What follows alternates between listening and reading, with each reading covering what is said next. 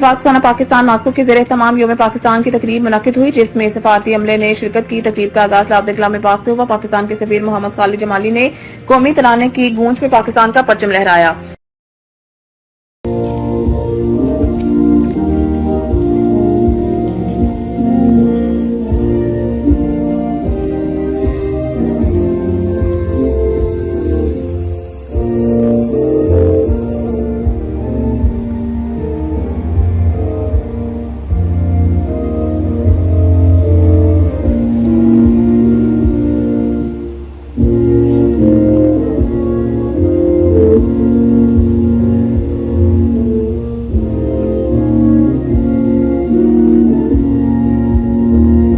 सफीर पाकिस्तान मोहम्मद खालिद जमाली ने सदर पाकिस्तान आसिफ अली जरदारी का पैगाम पढ़कर सुनाया।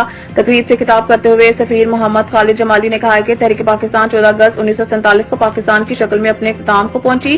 उन्होंने कहा कि बरसगीर के मुसलमानों ने आजादी हासिल करने के लिए बहुत कुर्बानियां दी हैं। आज हम एक आजाद कौम के तौर पर अपनी जिंदगियां गुजार रहे हैं।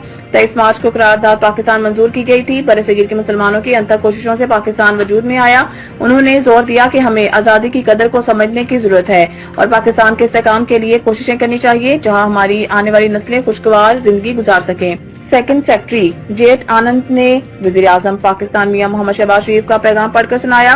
तकरीब के इख्तिताम पर हाफिज मजहर अली रंधावा ने पाकिस्तान की सलामती और खुसूसी तौर पर जाफर एक्सप्रेस पर दहशतगर्दी शहीद होने वाले के लिए दुआ कराई गई। रब्बना ला तुआखिज़ना इन नसीना व अख्ताना रब्बना वला तहमिल अलैना इसरन कमा हमलतहु अलल लज़ीना मिन क़ब्लिना रब्बना वला तुहम्मिलना मा ला ताक़त लना बिहि वाफ़ु अन्ना वग़फ़िर लना वरहमना अंत मौलाना फंसुरना अलल क़ौमिल काफ़िरीन